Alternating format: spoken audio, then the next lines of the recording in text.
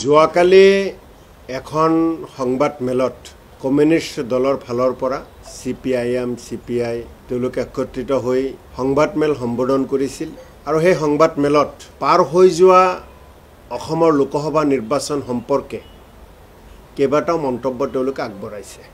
যোৱা লোকসভা নিৰ্বাচনত মানে অসমত যি তিনিটা পৰ্যায়ত লোকসভা নিৰ্বাচন হৈছিল সেই নিৰ্বাচনত অসমত CPIM দলৰ লগত বা CPI দলৰ লগত কংগ্ৰেছ দলৰ শেষ মুহূৰ্তত মিত্ৰতা নহল বা বুজাবুজি নহল আৰু সেই কথাখিনি সম্পূৰ্ণভাৱে কমিউনিষ্ট দলৰ ফালৰ পৰা কংগ্ৰেছ দলক দোষাৰোপ কৰিছে। কংগ্ৰেছ দলৰ পৰা স্পষ্টভাৱে কমিউনিষ্ট বন্ধুসকলৰ প্ৰতি আহ্বান জনাও, যদি আমাৰ মাজত বা আমাৰ মাজৰ কথাখিনি যদি প্ৰচাৰ কৰিব লগাই হয় সত্য কথাখিনি আপোনালোকে প্ৰচাৰ কৰিব। ইণ্ডিয়া মৰ্চাৰ তেওঁলোক অংশীদাৰ, কমিউনিষ্টৰ সকলো দল আমাৰ বন্ধু দল, গতিকে বন্ধু দলৰ প্ৰতি কংগ্ৰেছ দলৰ এজন কৰ্মী হিচাপে বা কংগ্ৰেছ দলে কোনো কাৰণতে এটা কথাও ক'ব নিবিচাৰে, কিন্তু যোৱাকালি সংবাদ মাধ্যমত তেখেতসকলে প্ৰকাশ কৰা কেইটামান কথাৰ সঁচা কথাখিনি যদি আমি প্ৰকাশ নকৰোঁ বা উত্তৰ নিদিওঁ অসমৰ ৰাইজে হয়তো আমাক ভুল বুজিব। ভূপেন বৰা ডাঙৰীয়াই আগতেই প্ৰকাশ কৰিছিল, তাৰ পিছতো মনক দুখ লৈ দুটামান কথা আমি ক'বলৈ ওলাইছোঁ। যেতিয়া ইণ্ডিয়া মৰ্চা হয়, অসমত বিৰোধী মিত্ৰজোঁট হয়, প্ৰতিখন বৈঠকত CPIM CPI কমিউনিষ্টৰ সকলো দল আমি একত্ৰিতভাৱে বহিছিলোঁ আৰু ৰণকৌশল প্ৰস্তুত কৰিছিলোঁ যে অসমৰ পৰা AJP BJP UDF দলক বিদায় দিব লাগে আৰু আহি থকা সময়খিনিত আমি সকলোৱে মিলিজুলি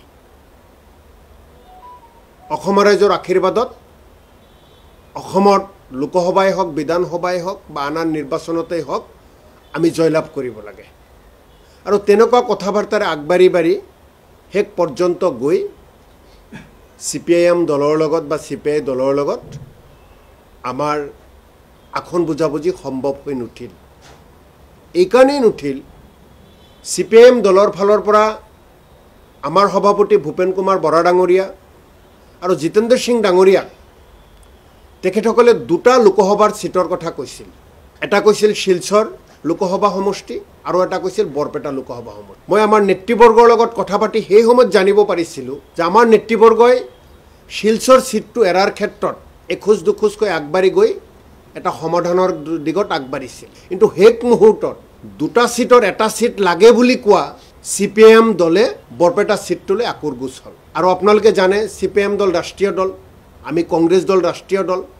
অসমত যেনেকৈ ৰাইজৰ দলৰ লগত জাতীয় পৰিষদৰ লগত আমি মিত্ৰতা কৰিছোঁ, আঞ্চলিক দলৰ লগত অসমতে সকলো কথা বাৰ্তা সম্ভৱ হৈছে, কিন্তু ৰাষ্ট্ৰীয় দলৰ নেতৃবৰ্গ যেনেকৈ আমাৰ হাইকমাণ্ড ঠিক তেনেকৈ আন ৰাষ্ট্ৰীয় দলৰো হাইকমাণ্ড তেওঁলোকৰ কেন্দ্ৰীয় নেতৃবৰ্গ অসমৰ নেতৃবৰ্গই সিদ্ধান্ত ল'ব নোৱাৰে। গতিকে এই ক্ষেত্ৰত আমাৰ চেণ্ট্ৰেল লিডাৰশ্বিপৰ লগত আৰু কমিউনিষ্টৰ দলসমূহৰ চেণ্ট্ৰেল লিডাৰশ্বিপে বিভিন্ন বৈঠক কৰিছে। ইয়াৰে কমিউনিষ্টৰ যিটো আঞ্চলিক ভিত্তিত অসম ভিত্তিক যিখিনি কমিটি, সেই কমিটিয়ে তেওঁলোকৰ চেণ্ট্ৰেল লিডাৰশ্বিপৰ লগত কথা পতাত ব্যৰ্থ হৈছে, যাৰ কাৰণে হয়তো চূড়ান্তভাৱে সিদ্ধান্তত উপনীত হ'ব পৰা নাই বুলি আমি ভাবোঁ।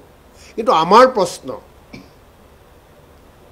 2011ত অসম বিধানসভাত এজনো বিধায়ক CPIM CPI দলৰ নাছিল। 2016 চনত অসম বিধানসভাত এজনো বিধায়ক নাছিল। 2011ত 0 কমিউনিষ্টৰ দলৰ বিধায়কৰ সংখ্যা, 2016ত কমিউনিষ্ট বিধায়কৰ সংখ্যা 0। আপুনি যদি তেনেকৈ 2009 চায়, 2014 চায়, 2019 চায়, লোকসভাতো ইয়াত CPIM বা কমিউনিষ্ট দলৰ সাংসদৰ সংখ্যা 0।